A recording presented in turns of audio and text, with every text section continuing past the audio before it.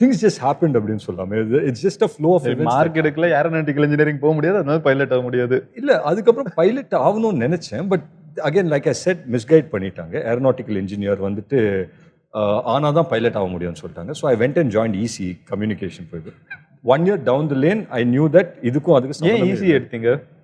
நான் சொன்னேனே 4 பசங்க நம்ம கூட இருந்தானுங்க. இதுதான் மச்சான் 4 வருஷம் கழிச்சு இதுதான் மச்சான் டாப்பு அப்படின்னு சொன்னானு. நம்ம எப்பவுமே டாப்ல தானே இருக்கணும், வா இதை படிச்சிருவோம். என்ன ஈஸி என்ன சர்க்கியூட் வரைஞ்சா ஈஸி முடிஞ்சது இல்லை, வா படிக்கலாம். அந்த டைம்ல என்ன மாதிரி ஒரு கான்ஃபிடன்ஸ் இருக்குன்னா நம்மளால முடியாதது எதுவுமே கிடையாது, அந்த கான்ஃபிடென்ஸ்ல தான் இருப்போம். அண்ட் என்னை சுற்றி இருக்கிற 4 ஃப்ரெண்ட்ஸ் இன்ன வரைக்கும் அவனுங்க தான் ஃப்ரெண்ட்ஸ். ஸோ அவனுங்களும் அதே ஜோனில் தான் இருப்பானுங்க. நானும் ஈஸிலாம் யோசிச்சேன், ஈஸி ட்ரிபிள்லாம்.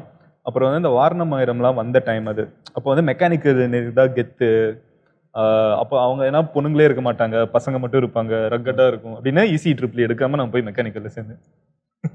இது ஒரு ரீசன், இதுதான் ரீசன். நான் ஈஸி இல்லாமல் மெக்கானிக்கலில் போய் சேர்ந்தீங்களா நீங்கள்? மெக்கானிக்கலில் நான் அங்கே போய் என் ஃப்ரெண்டு இதே தான் பண்ணான். அவன் என்ன நினச்சிட்டான்னா ஈஸி சேர்ந்தா வந்து கோஎட்டாக இருக்கும், பொண்ணுங்க இருப்பாங்க, so he gets to communicate or talk to people அப்படின்னு நினச்சிட்டு சேர்ந்தான்.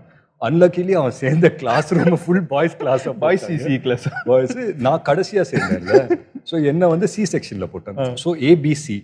ஸோ ஏ செக்ஷன் பக்காவாக மார்க் வாங்குறவங்களாம் ஏ.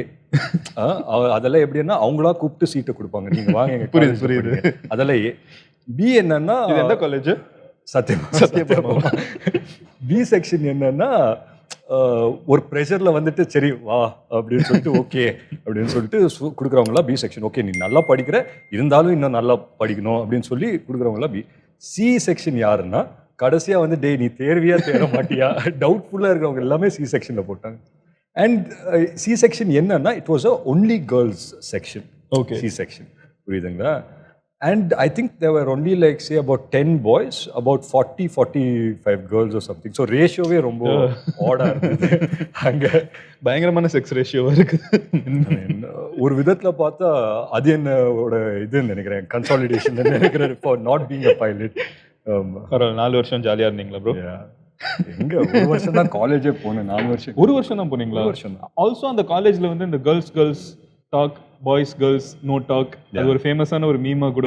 ஜேபிஆர் தானே அந்த காலேஜ்ல, Satyabhama. See today they are family friends and I know them very well. So I mean நம்ம பாசிட்டிவா தான் சொல்றோம். இல்ல 100%. இல்ல பட் my college. ஏன் 1 வருஷம் தான் காலேஜ் போனீங்க, அதுக்கப்புறம் ஏன் போல? 1 வருஷம் கழிச்சு 1 வருஷம் காலேஜ் ஜாயின் ஆனேன். அதுக்கப்புறம் வந்துட்டு சம்வேர் வந்துட்டு சினிமா அப்படின்னு சொல்லிட்டு ஒரு பேஷன் ஸ்டார்ட் ஆயிடுச்சு. மீனிங் ஒரு sense of confusion. Not that 100% இதுதான் பண்ண போகிறோங்கிறது கிடையாது, ஒரு சென்ஸ் ஆஃப் கன்ஃபியூஷன். இது பண்ணலாமா அது பண்ணலாமா அப்படின்னு. Because I got a couple of offers and it was good அந்த டைமில்.